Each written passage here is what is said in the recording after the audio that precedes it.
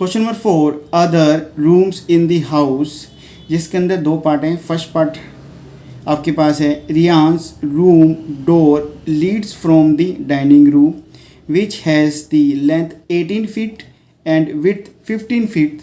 The length of the dining room extends from point A to point A. Sketch the dining room and mark the coordinates of its corners.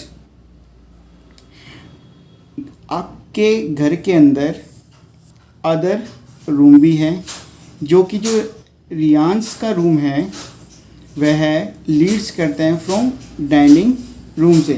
अगर graph के ऊपर देखें आप तो रियांस का जो room है ये आपके पास है रियांस का रूम, ये है आपके पास डोर, यानी कि जैसे ही मैं इस डोर से बाहर की तरफ आऊँगा तो मेरे पास डाइनिंग रूम में एंटर हो जाऊँगा। फिर आपको डाइनिंग रूम के एक्सटेंड होने का हिंट दिया गया है, जो कि पॉइंट पी से पॉइंट ए तक है। जो डाइनिंग रूम है आपका वह है पॉइंट पी से और पॉइंट ए से। अगर मैं कॉर्नर की बात करूँ, मैं इस तरफ आ जाऊँ इस कॉर्नर से, तो ये आपके पास डाइनिंग रूम का एरिया स्टार्ट हो जाएगा। फिर क्वेश्चन आपको कहता है sketch the dining room and mark the coordinates of its corner. Sketch करना अपने डाइनिंग रूम को, फिर अपने कोऑर्डिनेट्स को भी मार्क करना है। तो डाइनिंग रूम अगर बात करें तो डाइनिंग रूम हमारा पी और ए के दोनों पॉइंट से नीचे की तरफ है। हमने फर्स्ट पार्ट में किया था ग्राफ के अंदर हमने ये आपका पी पॉइंट है और ये आपके पास ए पॉइंट है, तो हमें इसके नीचे की तरफ जो भी एरिया आपको दिख रहा है ये आपका डाइनिंग रूम है। तो पहले मैं पॉइंट को लिख देता हूँ। यहाँ पर आपके पास है पॉइंट पी और यहाँ आपके पास है पॉइंट ए, और साथ ही में आपको दिया गया जो लेंथ है आपके पास डाइनिंग रूम की वह है आपके पास है 18 फीट। 18 फीट को हम क्वांट कर लेते हैं एक बार चेक करने के लिए। पॉइंट पी से पॉइंट ए तक 1 2 3 4 5 6 7 8 9 10 11 12 13 14 15 16 17 18। तो हमने चेक कर लिया जो मेरे पास पी से ए तक का जो डिस्टेंस है वह 18 फीट है। फिर मुझे विड्थ में जाना है। विड्थ आपके पास है 15 फीट है, यानी कि अब मुझे काउंट करना है डाउनवर्ड 15 पॉइंट तक। जैसे मैं 15 पॉइंट तक काउंट करता हूँ तो 1 2 3 4 5 6 7 8 9 10 11 12 13 14 15। जो मेरे पास 15 पॉइंट आ रहा है बिल्कुल नीचे आ रहा है, जो कि आपके पास बाउंड्री है डाइनिंग रूम की। हमें कर देना है स्केच। फर्स्ट पार्ट आपको कह रहा है कि आपने कर देना है स्केच डाइनिंग रूम को। चलो मुझे पॉइंट मिल गए हैं, अब मैं इनको कर देता हूँ स्केच। तो यहाँ पर मेरे पास -15 है, तो यहाँ पर भी मेरे पास होगा -15। ए पॉइंट से मैं डाउनवर्ड की तरफ आ जाता हूँ। -15 को मैं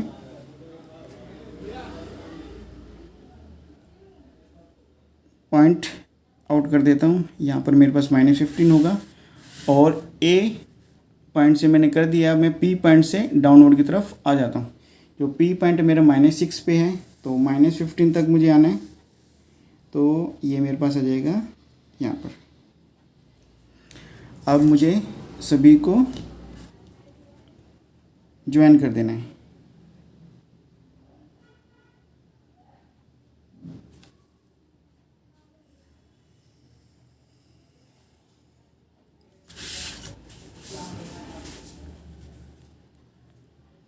मैं पी को ज्वाइन कर चुका हूँ। अब मैं ए पॉइंट से डाउनवर्ड की तरफ एक और पॉइंट है वहाँ पर भी मैं ज्वाइन कर देता हूँ।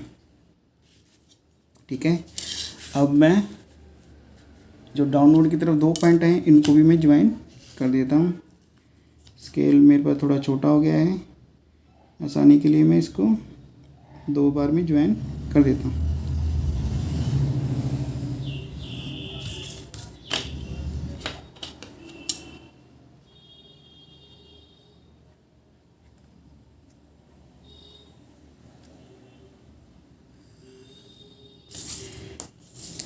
तो अब मुझे बताने हैं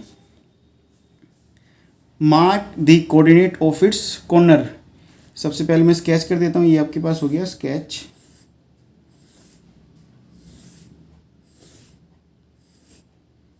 फिर आपके पास जो कोऑर्डिनेट्स आए हैं उनको भी आपने बताना है। पी ए आपको क्वेश्चन के अंदर गिवन पॉइंट थे, अब मुझे यहाँ पर भी पॉइंट लेना है और यहाँ पर भी पॉइंट लेना है। आप ए ले चुके हो, बी ले चुके हो, सी ले चुके हो, डी ले चुके हो, अभी तक आपने ई पॉइंट लिया नहीं है, यानी कि क्वेश्चन के अंदर कहीं भी ई पॉइंट नहीं है, तो मैं ई पॉइंट यहाँ ले लेता हूँ और मैं एफ पॉइंट लेता हूँ यहाँ पर। अब मैं इनके लिख देता हूँ कोऑर्डिनेट्स। तो यहाँ पर जो मेरे पास आंसर लिखा जाएगा, एक तो मुझे पी लिखना है, फिर मुझे ए लिखना है, फिर मुझे लिखना है ई, फिर मुझे लिखना है एफ पॉइंट। सबसे पहले पी के पास चलते हैं। कोऑर्डिनेट लिखने के लिए सबसे पहले हम एक्स की वैल्यू लिखते हैं। एक्स आपके पास है -6, तो यहाँ पर मैं लिख दूंगा -6 कोमा, फिर वाई की वैल्यू लिखते हैं। एक्स एक्सिस पर वाई की वैल्यू 0 होती है, तो मेरे पास यहाँ पर आ जाएगा -6, 0, यानी कि जो पी के कोऑर्डिनेट्स आए हैं -6, 0 हो जाएंगे। फिर मुझे ए की कोऑर्डिनेट लिखने हैं। पहले एक्स की वैल्यू लिखनी है जो कि आपके पास है 12, तो यहाँ लिख देंगे हम 12। वाई आपके पास है 0। फिर मुझे ई के कोऑर्डिनेट लिखने हैं। ई मेरे पास है एक्स, सबसे पहले एक्स चेक करेंगे। एक्स आपके पास है -6, तो मुझे यहाँ पर लिखना है सबसे पहले -6, और y आपके पास है यहाँ पर -15, तो मैं लिख देता हूँ -15। फिर मुझे f के कोऑर्डिनेट लिखने हैं। f मेरे पास यहाँ पर x की वैल्यू सबसे पहले मेरे पास होगी 12, तो मैं लिख दूँगा 12। फिर y की वैल्यू मेरे पास हो जाएगी -15, तो मैं यहाँ लिख दूँगा -15। यही आपका आंसर है फर्स्ट पार्ट का। ऐसे ही हम पार्ट नंबर 2 भी करेंगे।